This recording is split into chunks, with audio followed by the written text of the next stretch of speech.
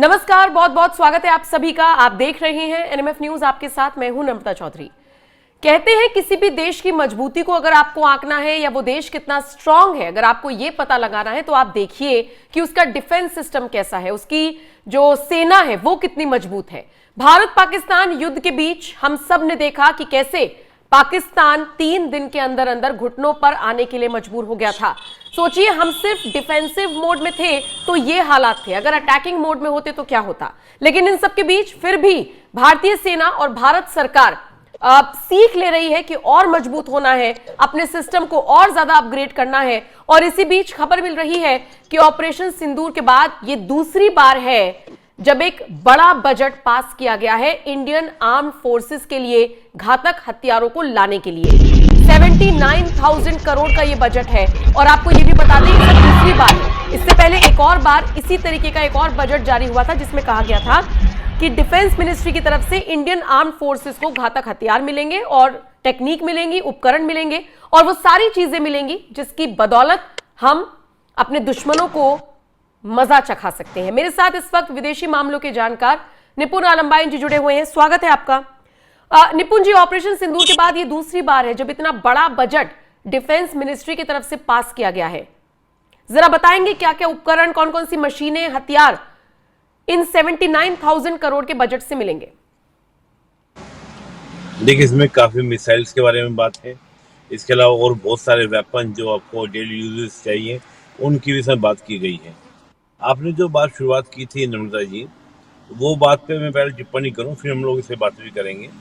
आपने बिल्कुल सही बात कही थी। अभी कल एक रिपोर्ट भी आई है और रिपोर्ट में आपको आश्चर्य होगा कि 6 नंबर की एयरफोर्स, भारत की एयरफोर्स को बताया गया है, जिसमें 7वें नंबर की एयरफोर्स जो है उसको चाइना की बताया गया है। और अगर हम पाकिस्तान की बात करें तो शायद 18वें या 19वें नंबर पर पाकिस्तान की फोर्स है। बड़ी बात है कि उसको जगह मिल गई है। नहीं, 17वें 18वें नंबर पर है, लेकिन चलिए ठीक है।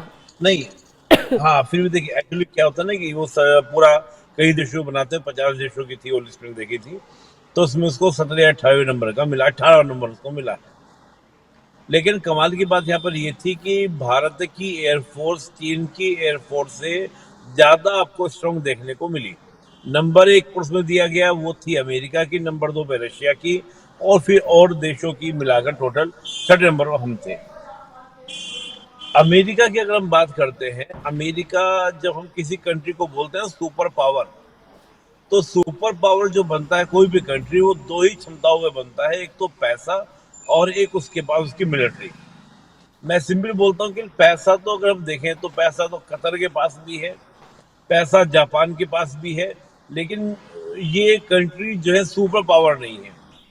मैं बहुत सिंपल सी भाषा में कहूँ, पैसा है लेकिन पैसा होने के बाद लठ बजाने की क्षमता अगर नहीं है तो you are not a super power.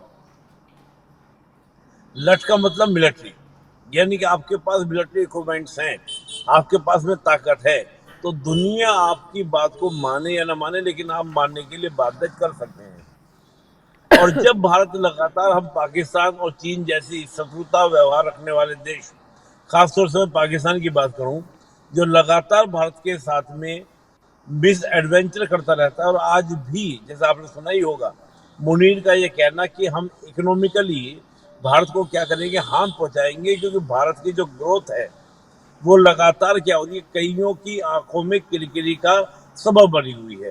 तो ये मुनीर ने कहा था कि हम लोग इकोनॉमिकल लॉस पहुंचाएंगे, तो ऐसे में बहुत जरूरी था कि हमें अपने आप को और ज्यादा क्या करना है, सिक्योर करना है, सुरक्षित करना है।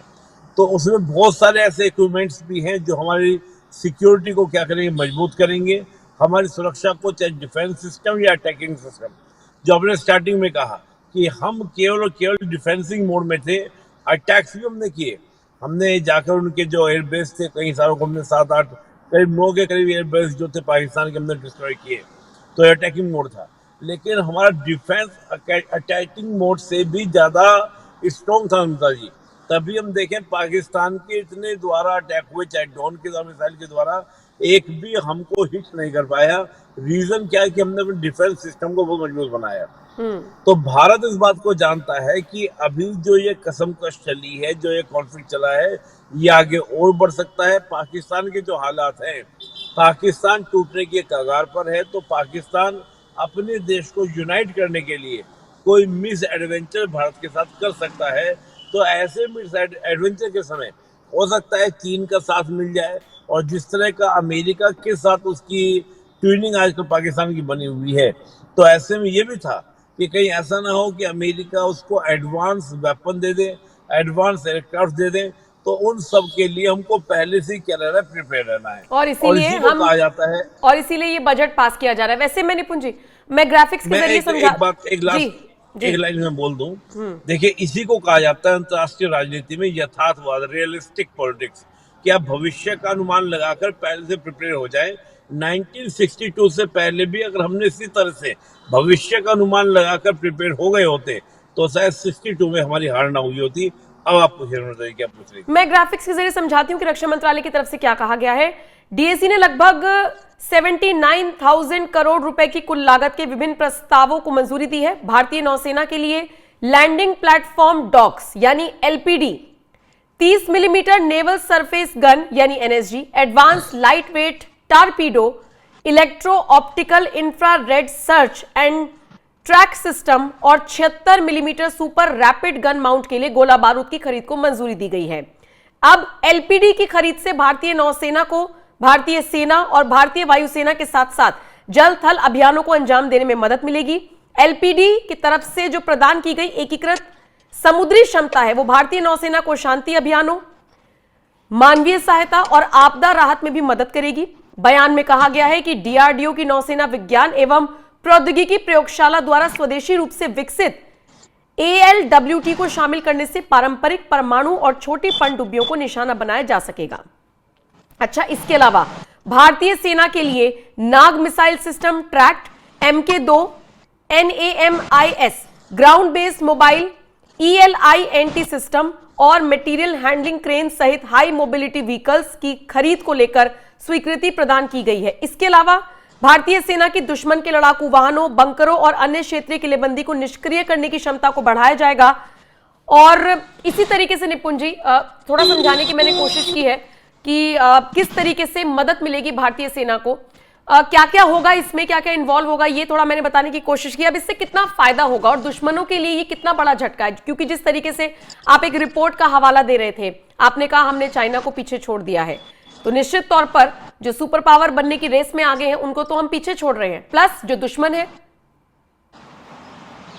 धर्मेंद्र जी, एक बात आपने गौर नहीं की कि हमारी इंडियन नेवी को स्ट्रॉन्ग बनाने पे ज्यादा फोकस किया गया है।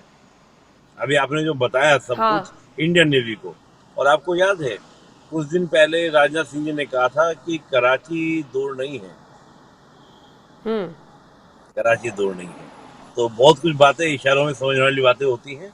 तो ये समझिए कि इंडियन नेवी का जो पराक्रम है वो 1971 में देखा था पाकिस्तान ने। अब दोबारा अगर इंडियन नेवी को मजबूत किया जा रहा है तो ये पराक्रम देखना होगा, क्योंकि ऑपरेशन सिंदूर में अभी तक जो इस्तेमाल हुआ था वो एयरफोर्स का हुआ था, ना तो अभी आर्मी का हुआ, नेवी का हुआ। नेवी इस बात को कह रही थी हमारा भी, हमको भी मौका दीजिए, हम भी थोड़ा कुछ करतब दिखा गया है। तो आप सोचिए अभी अगली तैयारी, मुझे लगता है ऑपरेशन सिंदूर 2.0 जो होगा वो नेवी से हो सकता है।